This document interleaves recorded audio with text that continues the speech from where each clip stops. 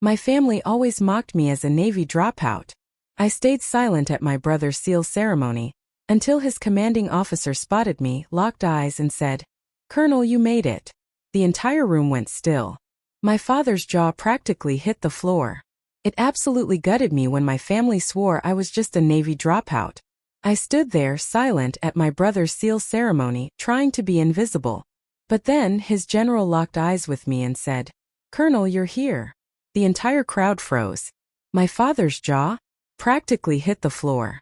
My name is Samantha Hayes, I'm 35, and I was standing at the back of my brother Jack's Navy SEAL ceremony in civilian clothes, practically invisible to my family. They all thought I was a military dropout. The irony? I'm actually a colonel in Air Force Special Operations. For national security reasons, I'd kept my career a total secret for years. As I scanned the crowd, I noticed Jack's commanding general looking straight at me, his eyes widening in recognition. Before I tell you what happened next, let me know where you're watching from, and hit that like button if you've ever had to hide your success from people who doubted you. Growing up in San Diego, as the daughter of retired Navy Captain Thomas Hayes, military excellence wasn't just encouraged, it was expected. Our home was a museum of naval memorabilia. Dinner conversations revolved around maritime strategy and military history. My father's booming voice would fill the dining room with tales of his deployments, his eyes gleaming with pride as my younger brother, Jack, absorbed every single word. I listened too, equally fascinated, but somehow my enthusiasm was never quite received the same way. "Samantha has a sharp mind," my father would tell his Navy buddies who visited, "but lacks the discipline for service." That assessment stung, especially because I'd spent my entire childhood dreaming of following in his footsteps. I ran before school each morning, studied naval tactics from his bookshelves, and applied to the Naval Academy with perfect grades and test scores. When I was accepted, it was the proudest day of my life. My father actually hugged me, something rare enough to make the moment feel monumental. "Don't waste this opportunity," he said, his voice gruff with what I hoped was emotion. The academy was everything I'd hoped for. Challenging and fulfilling. I excelled in strategy courses and physical training, graduating in the top percentile for both. What my family never knew was that during my third year, I was quietly approached by intelligence officers. They'd noticed my aptitude in several key areas and offered me a position in a classified program that required immediate transition and absolute secrecy. The program demanded I create a cover story. The officer suggested the simplest explanation, that I'd washed out of the academy. It would be believable enough. Many talented candidates didn't make it through and it would draw minimal attention. I agreed, believing my family would eventually learn the truth when my assignment allowed. I couldn't have been more wrong. "I just don't understand how you could throw it all away," my mother, Eleanor, said during my first visit home after the dropout. Her disappointment manifested in tight lips and averted eyes. "Your father pulled strings to get you considered." "I didn't ask him to," I replied quietly, the classified nature of my new position sealing my lips. My father was worse. He didn't rage or lecture. He simply stopped talking about me. When relatives asked about his children, he'd light up discussing Jack's accomplishments at the academy, where he was following the traditional path I'd supposedly abandoned, and then he'd change the subject when my name arose. Thanksgiving dinners became exercises in endurance. "Jack's been selected for advanced tactical training," my father would announce, slicing the turkey with precision. "Top of his class. We're so proud." My mother would add, her hand resting on Jack's shoulder while her eyes slid past me. "It's comforting when your children find their purpose." My cousin Melanie, always tactless, once asked directly across the table, "So Sam, are you still working that administrative job at the insurance company?" This was the cover story I'd maintained. A boring corporate position that discouraged further questions. "Yes," I answered, swallowing both the lie and my pride. "Still there. Good benefits, I guess." She replied with a thin smile that conveyed volumes about her assessment of my life choices. Meanwhile, my actual career was advancing at an extraordinary pace. I couldn't tell them about the night operations in countries officially untouched by American forces. I couldn't mention the intelligence I'd gathered that had saved countless lives, or the commendations accumulating in a secure facility, rather than on my wall. I couldn't explain the months of silence when I was unreachable, because I was operating deep undercover. Each success in my classified world seemed to parallel a disappointment in my family's eyes. When I was promoted to major, my parents were discussing how Jack had been selected for an elite training program. When I received a silver star in a private ceremony, my mother was lamenting to her friends about her daughter, who just didn't apply herself. Jack himself wasn't unkind. He simply followed our parents' lead, growing increasingly distant as our supposed life paths diverged. Occasionally, he'd call with news of his accomplishments, always ending with an awkward, "So how's the office job?" I'd murmur congratulations and offer vague updates about my fictional corporate life, hating every second of the deception. Years passed this way, with the divide growing wider. I developed a thick skin about my family's perception, focusing instead on my missions and the difference I was making.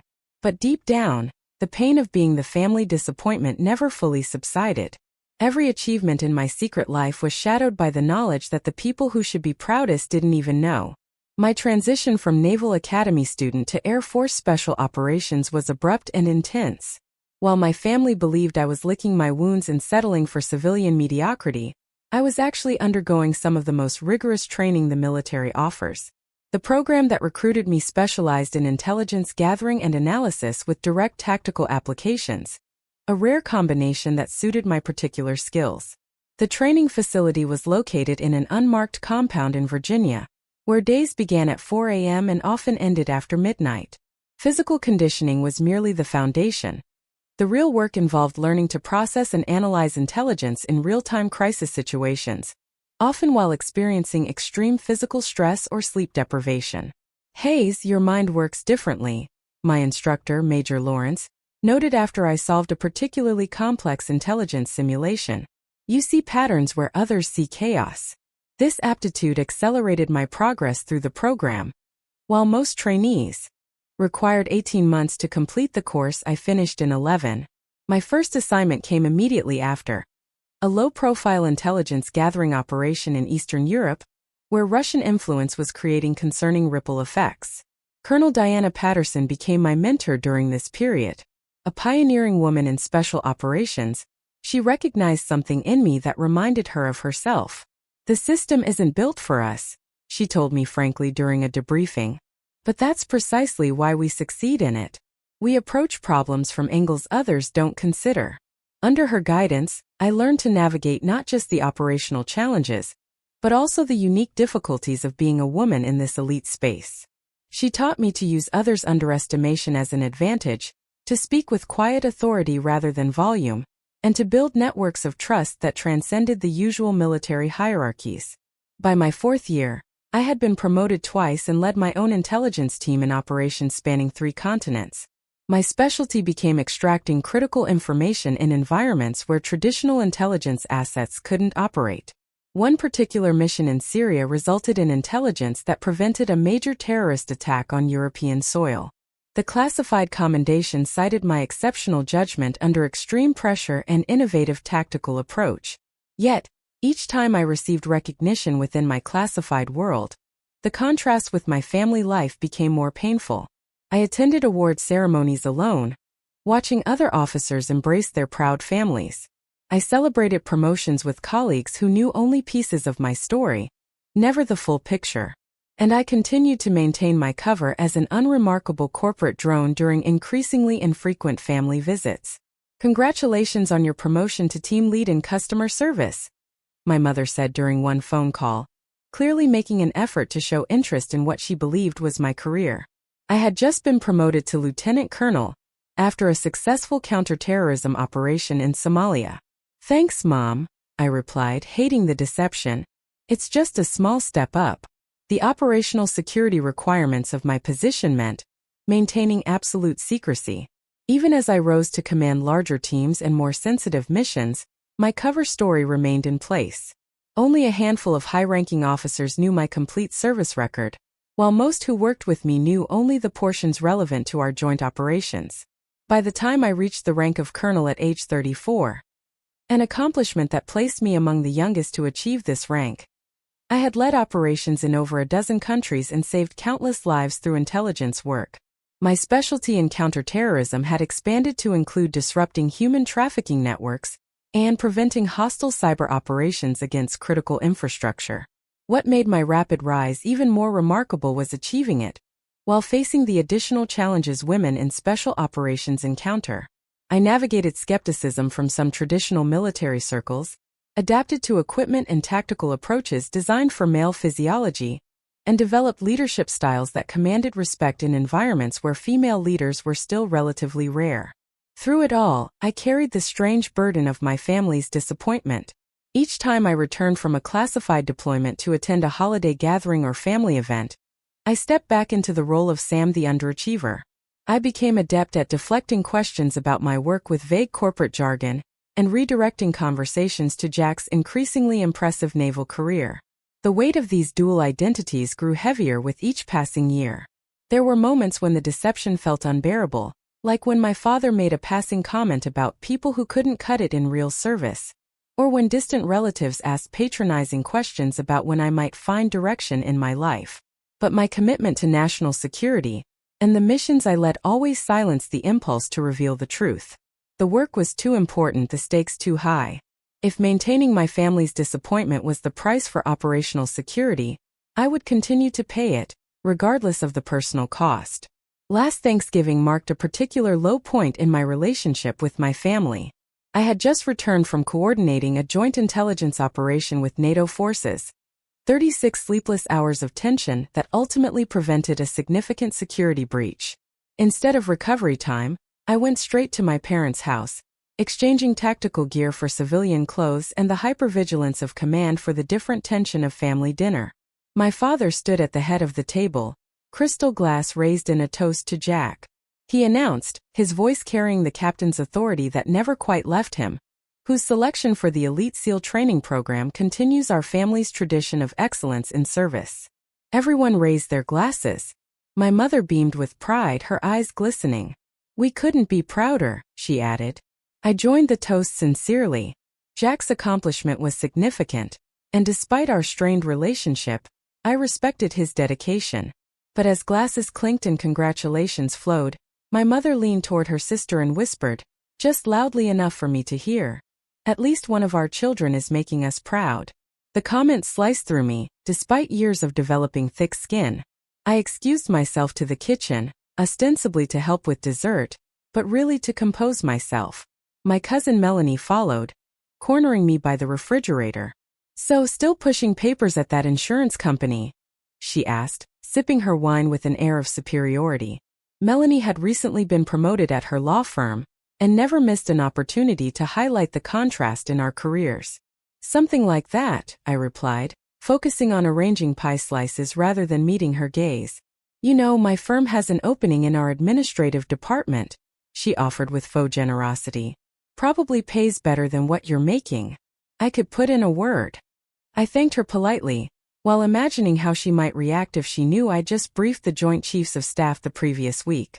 The dinner conversation shifted to a recent military operation that had made national news, an operation I had actually helped coordinate from the intelligence side. I sat silently as my father and uncle analyzed what little information had been released to the public, both confidently incorrect about how the mission had unfolded. If they'd approached from the eastern perimeter instead, my father declared with authority, they could have avoided that initial resistance. I took a long sip of water, knowing the eastern perimeter had been deliberately avoided due to intelligence I'd personally verified about hidden surveillance systems. The urge to correct him burned in my throat, but I swallowed it with my water. After dinner, Jack announced his engagement to his girlfriend, Allison, a naval medical officer he'd met during his training. The family erupted in celebration.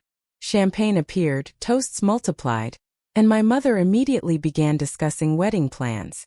In the midst of this joyful chaos, my secure phone vibrated with the pattern that indicated highest priority. I slipped away to the guest bedroom to check the message. Immediate deployment orders. A situation had developed that required my specific expertise, with extraction scheduled in 3 hours. I returned to the celebration, pulling Jack aside to offer genuine congratulations and explained that a work emergency required me to leave immediately. His face fell in disappointment, tinged with familiar judgment. Seriously, Sam? It's my engagement celebration. What kind of insurance emergency happens on Thanksgiving night? I'm sorry, I said, meaning it completely but unable to explain further. I wouldn't leave if it wasn't absolutely necessary. My parents reacted with the resigned disappointment I'd grown accustomed to. Of course Samantha has to leave, my mother said to the relatives, not bothering to lower her voice. Her priorities have always been different. I caught my father's head shake as I gathered my coat, the subtle gesture of disapproval that had followed me since childhood. As I drove away, the family continued celebrating without me, while I prepared mentally for the classified operation ahead. The mission kept me deployed through Christmas and into the new year.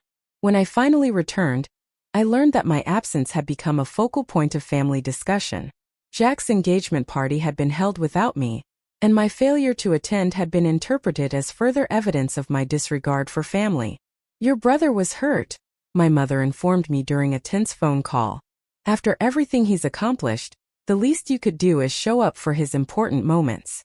What she couldn't know was that during his engagement party, I had been leading a critical intelligence operation that resulted in the rescue of kidnapped aid workers.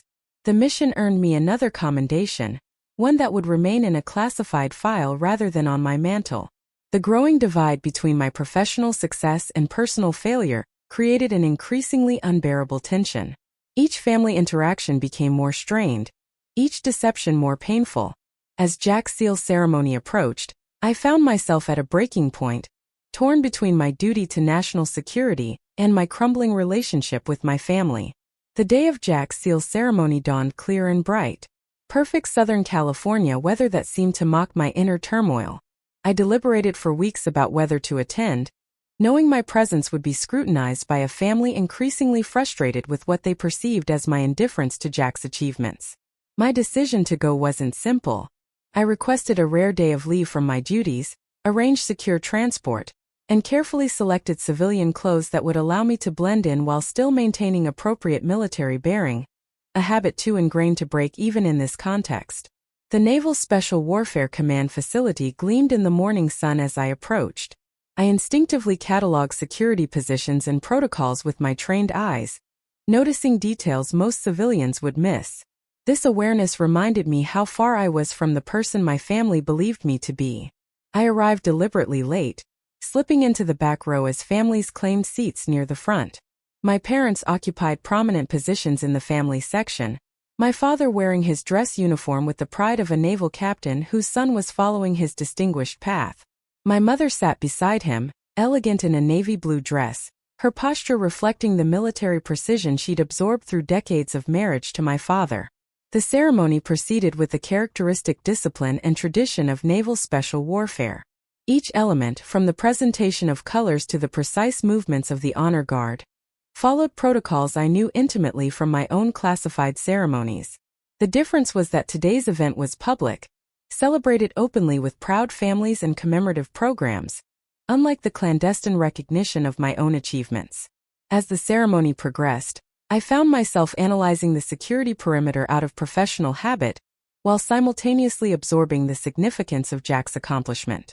Becoming a SEAL represented years of grueling training and exceptional dedication, a fact I appreciated perhaps more fully than anyone else in my family could.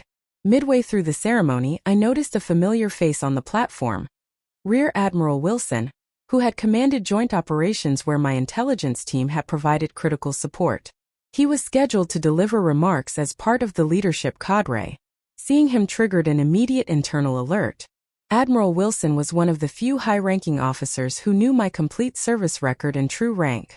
I shifted slightly in my seat, angling myself to become less visible from the stage. The movement was subtle, the kind of adjustment intelligence officers make instinctively to avoid recognition when necessary. For a moment, I believed I had successfully minimized my presence. Then came Jack's moment of recognition. He stood tall as his accomplishments were read, his face composed in the disciplined expression of a warrior receiving honors. Despite our complicated relationship, pride swelled in my chest. Whatever else had transpired between us, my brother had earned this moment through genuine merit and determination. As applause followed Jack's recognition, I allowed myself to relax marginally, A mistake in retrospect. My slight movement caught Admiral Wilson's eye during his scan of the audience. I watched his expression change as recognition dawned, first confusion, then certainty, then an unmistakable reaction to finding a highly decorated Air Force Special Operations colonel sitting anonymously in civilian clothes at a Navy SEAL ceremony. Our eyes locked momentarily. In that brief exchange, I conveyed a silent request for discretion that military personnel of our rank and experience understand implicitly. The Admiral gave an almost imperceptible nod, and I believed the moment had passed without incident.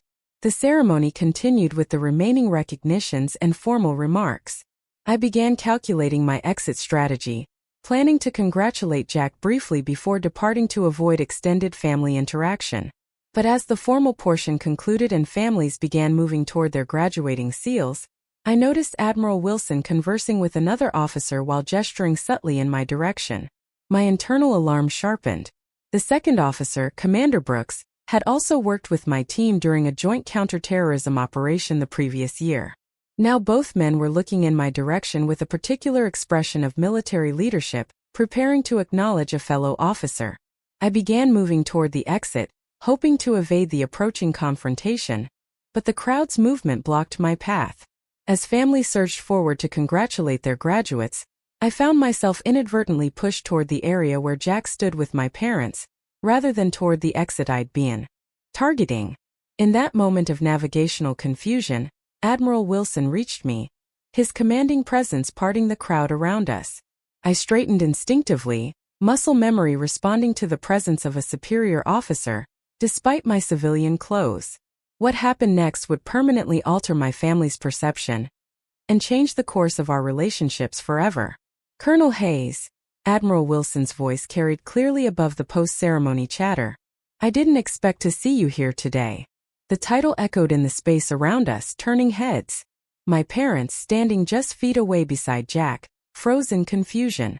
Admiral Wilson, I responded automatically, assuming the formal posture ingrained through years of military service. It's good to see you, sir. Last time was that joint operation in the Gulf, wasn't it? He continued, either unaware of or unconcerned about my family's proximity. Your intelligence was impeccable as always. Saved a lot of lives. My mother's hand flew to her mouth. Jack's expression transformed from celebration to bewilderment. My father stood rigid, his brow furrowed in deepening confusion. Colonel, my father finally spoke, the words sounding foreign on his tongue when directed at me. There must be some mistake. Admiral Wilson turned, noticing my family for the first time. Recognition flashed across his face as he took in my father's decorated Navy uniform. Captain Hayes, he acknowledged with respect before turning back to me with raised eyebrows. They don't know. Before I could respond, Commander Brooks approached, extending his hand. Colonel Hayes, your team's work on the Antalya operation was remarkable. We've implemented your extraction protocols across 3 divisions now. The reality of my position was materializing around us like a photograph developing in solution, becoming clearer with each passing second. My carefully maintained cover, the story of professional mediocrity I'd cultivated for years, was dissolving in real time. Samantha? My mother's voice trembled with confusion. What are they talking about? Admiral Wilson assessed the situation with the quick comprehension of a seasoned commander. Captain Hayes, Mrs. Hayes, he addressed my parents directly. Your daughter is one of our most valuable assets in special operations. Her work in intelligence and counterterrorism has been extraordinary. That's not possible, my father stated flatly. Samantha left the Naval Academy. She works in insurance. Air Force, not Navy, Admiral Wilson corrected. And at a rank that reflects exceptional service. The insurance work would be her cover story. Fairly standard in her division. Jack stepped forward, his new SEAL trident gleaming on his uniform. Sam, is this true? The moment of decision had arrived, without warning or preparation. Years of secrecy pressed against the sudden exposure, creating a disorienting pressure. But as I looked at my family's confused faces, I recognized that continuing the deception was no longer an option. Yes, I confirmed simply. It's true. My father's expression cycled through disbelief, confusion, and the beginning glimmers of reassessment. You're actually a colonel in the Air Force Special Operations Command Intelligence Division, I specified, the words feeling strange after years of careful avoidance. I was recruited from the academy directly into a classified program. The dropout story was my cover. Other officers who recognized me had begun to drift over, creating an impromptu gathering that made the revelation increasingly public. A major from Joint Special Operations nodded respectfully in my direction. Colonel Hayes's analysis changed our entire approach in the Mogadishu intervention. My mother looked physically unsteady. All this time, when we thought. I couldn't tell you, I said quietly. Most of my work is classified at the highest levels. The cover story was a requirement, not a choice. Jack's expression had transformed completely, shifting from confusion to a growing understanding that only another military professional could fully grasp. That's why you missed my engagement party? Coordinating an extraction of exposed assets in Eastern Europe, I confirmed. It couldn't wait, and I couldn't explain. My father, ever the Navy man, had regained his composure and was processing the information with military precision. What's your security clearance level? Higher than I can specify in this setting, I answered, the response itself confirming more than the words contained. Around us, the crowd continued to celebrate, largely oblivious to the family drama unfolding in our small circle. But within that circle, years of misperception were crumbling under the weight of revealed truth. Admiral Wilson, sensing the personal nature of the moment, prepared to withdraw. Captain Hayes, you should be proud. Your daughter's service record is exceptional. The details are classified, but the value is beyond question. He turned to me with a respectful nod. Colonel, I'll see you at next month's Joint Operations briefing. As he departed, the protective barrier between my two worlds, the accomplished military officer and the family disappointment, had been irrevocably breached. Standing before my family in civilian clothes, but now recognized as Colonel Hayes, I felt exposed in a way that countless high-risk operations had never made me feel. Why would you let us believe you'd failed? My mother asked, hurt evident in her voice. It wasn't about what you believed, I explained carefully. It was about operational security. The fewer people who knew, the safer the operations and the people involved. My father, processing this revelation with decades of military experience, was beginning to understand the magnitude of what had been hidden. To reach colonel at your age in special operations. Jack, with his own military training, was connecting dots fastest. Those unexplained absences. The vague explanations. That time you showed up at Christmas with what looked like shrapnel wounds you claimed were from a car accident. Not a car accident, I confirmed quietly. As reality settled around us, I watched my family recalibrating years of perceptions and judgments. The disappointment they had carried, and the disappointment I had endured, was transforming into something else entirely, something yet undefined but irrevocably changed. We have a lot to talk about, my father said finally, his voice carrying the weight of a man discovering he had been wrong about a fundamental truth. Yes, I agreed. We do. The family dinner following Jack's ceremony took place at an upscale restaurant near the base, a celebration planned long before the day's revelations. What should have been exclusively focused on Jack's achievement had now become something else entirely, the first honest family gathering of my adult life. We sat at a private table in the corner, security conscious even now. My father ordered wine with uncharacteristic generosity, perhaps recognizing that this conversation required social lubrication. Silence hung heavily as menus were studied with unusual intensity, everyone avoiding the elephant in the room until the waiter departed with our orders. So, my father began, setting his water glass down with precision. A colonel. It wasn't a question, but I nodded confirmation. That's remarkably fast advancement, he continued, the career military officer in him automatically calculating the timeline, especially for someone in. He lowered his voice. Special operations. It was a unique path, I acknowledged. The program I was recruited into accelerates promotion timelines based on field performance rather than standard timing grade requirements. My mother, who had been unusually quiet, finally spoke. All those times we thought you were being flaky or irresponsible, disappearing from family events, being unreachable for days. I was deployed, I finished for her. Often in locations I can't name, doing things I still can't discuss. Jack leaned forward, professional curiosity mixing with brotherly reassessment. That scar on your shoulder from 2 Christmases ago? Kabul, I said simply. Extraction operation went sideways. My father's face tightened. The career naval officer understood immediately what went sideways typically meant. And we were giving you grief about missing family photos, my mother whispered, horror dawning in her expression. The conversation paused as our salads arrived. When the waiter departed again, my father asked the question that clearly bothered him most. Why the Air Force? You were at the Naval Academy. I had to smile slightly. Of course that would be his first substantive question. The program that recruited me operated jointly, but was administratively housed under Air Force Special Operations. The work suited my particular skills, regardless of branch.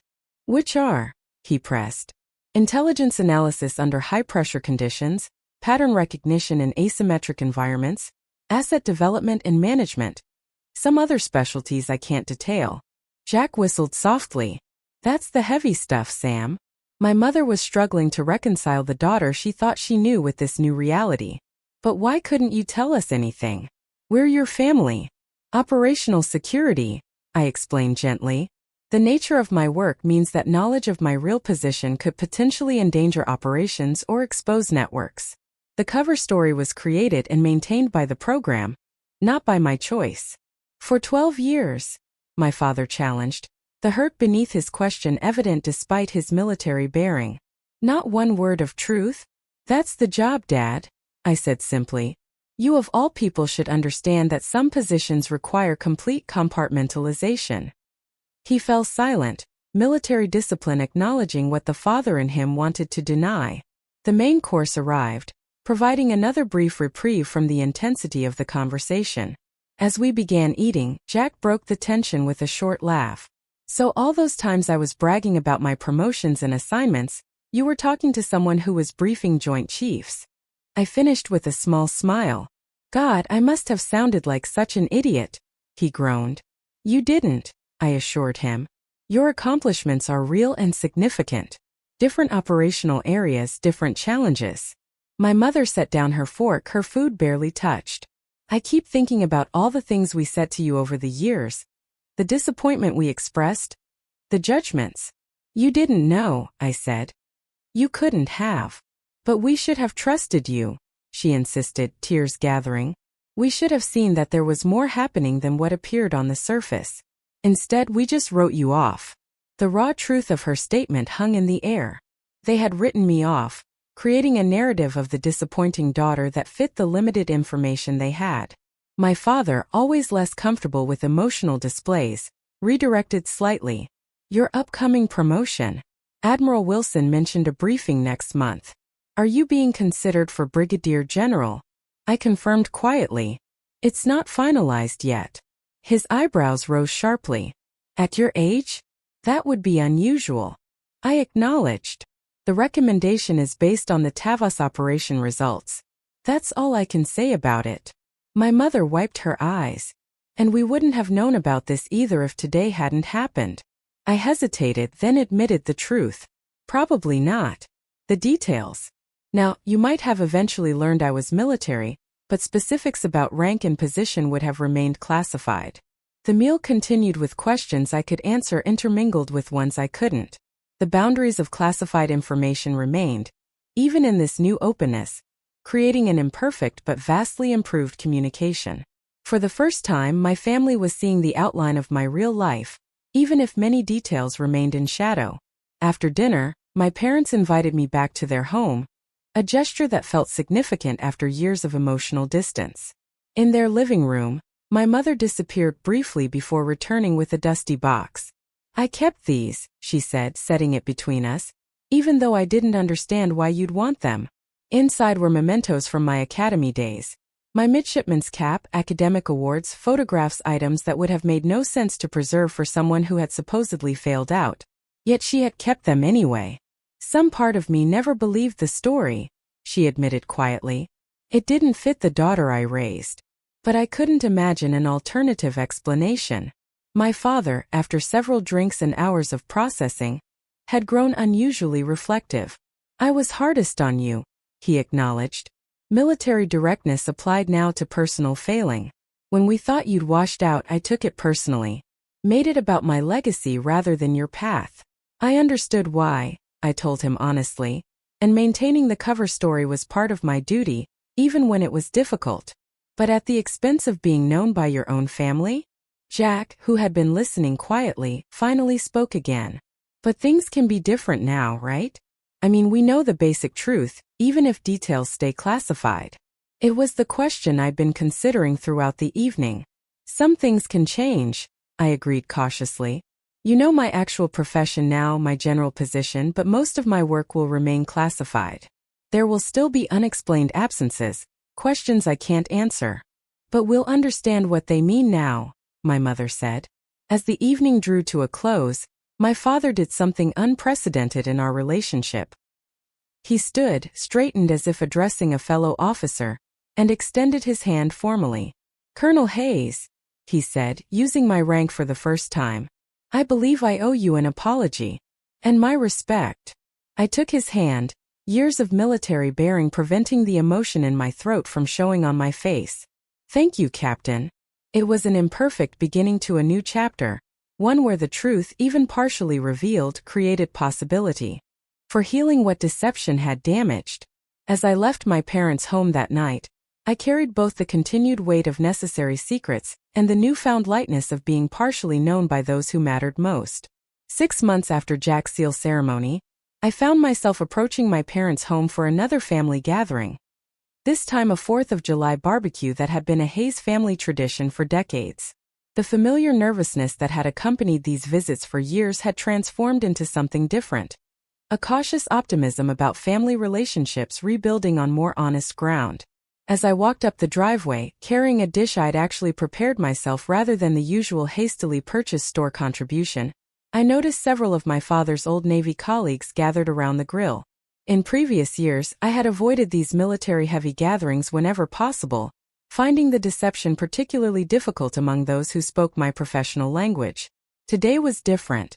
My father spotted me and straightened slightly. Not quite the attention stance of military protocol, but a new recognition that carried its own significance. Sam's here, he called, using my familiar name but with a new tone. As I approached, he did something unprecedented. He turned to his friends and said, "Gentlemen, my daughter, Colonel Hayes, Air Force Special Operations." The introduction, simple but accurate, represented a seismic shift. The retired officers nodded with the respect of men who understood precisely what the rank and division signified, particularly for someone my age. No details were necessary. The basic facts communicated volumes to those who spoke the language of military service. My mother emerged from the house, her greeting warmer than I could remember in years. As she hugged me, she whispered, "I put together a small display. Nothing classified, I promise." Curious, I followed her inside to the study, my father's domain, traditionally filled with his naval memorabilia. In one corner, she had created a discreet but meaningful arrangement. My academy graduation photo, the few unclassified commendations I'd been able to share, and a recent formal photograph in uniform following my promotion to brigadier general. "Is this okay?" she asked, uncertainty in her voice. "I wanted to honor your service too, but I wasn't sure about security concerns." I examined the display carefully. "It's perfect," I assured her. "Nothing here reveals operational details." Her relief was evident. "Good. Your father checks it every day, you know.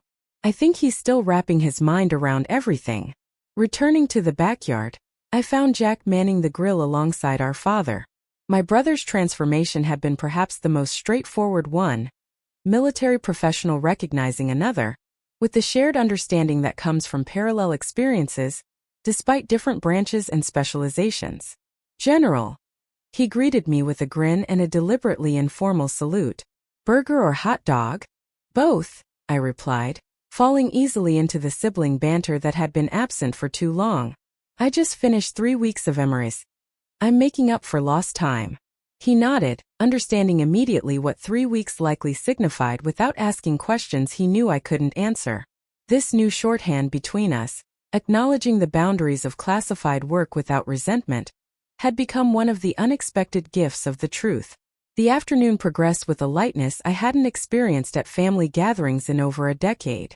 Though many topics remained off-limits, my recent deployment locations, the nature of current operations, the specifics of upcoming assignments, the fundamental truth of who I was, and what I did now formed the foundation of our interactions. My father, always more comfortable with actions than words, found ways to express his changed perspective.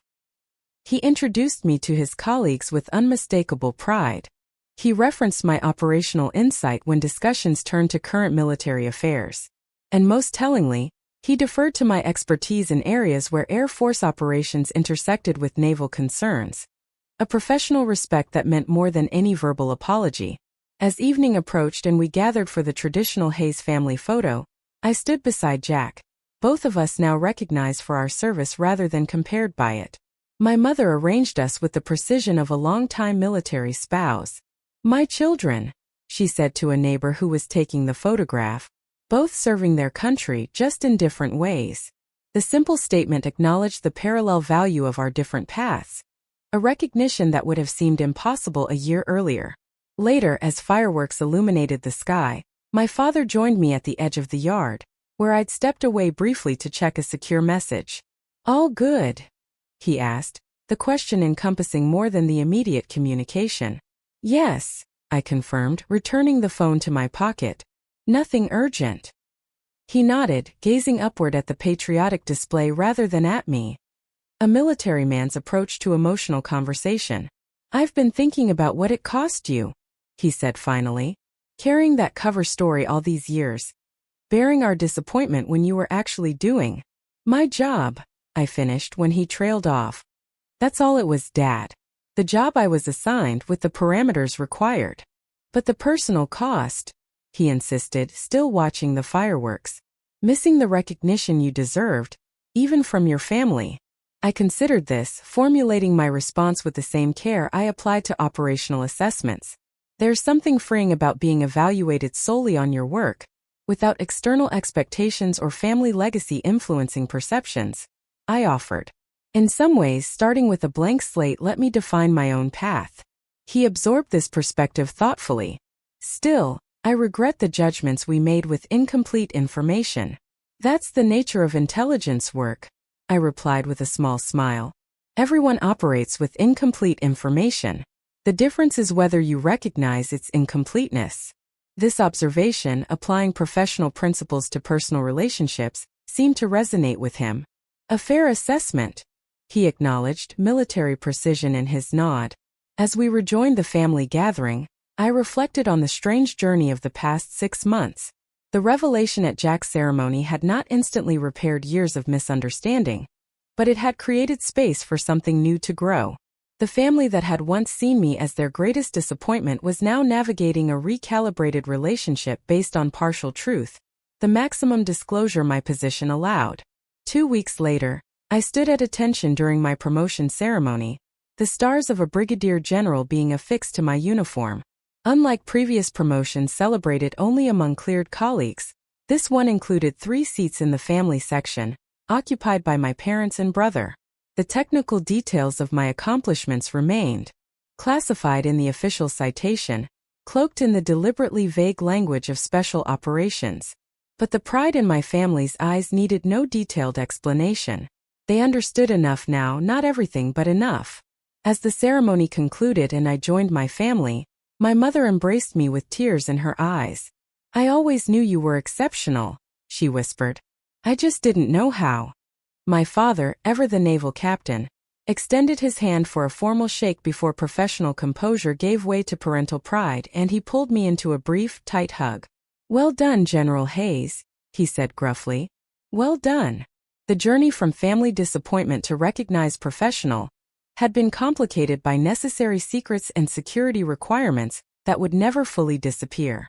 But standing with my family, accepting congratulations for an achievement they could finally acknowledge, I found peace in being partially known, and imperfect but meaningful visibility after years in the shadows. For anyone who has been misjudged or underestimated, there's a powerful lesson in this experience. Sometimes the truth emerges in unexpected ways, And sometimes the perceptions others hold aren't reflections of reality, but simply products of limited information. The worth you create through your work and choices remains valid, even when unrecognized, and authenticity, even when necessarily incomplete, creates possibilities for connection that deception cannot. Have you ever been misjudged based on appearances or assumptions, or kept parts of yourself hidden for necessary reasons? I'd love to hear your stories in the comments below. And if this journey of family reconciliation and professional recognition resonated with you, please hit that like button and subscribe to hear more stories of resilience and unexpected revelation. Thank you for listening to my story, and remember, sometimes the most powerful truths are the ones we carry quietly within us, until the right moment for revelation arrives.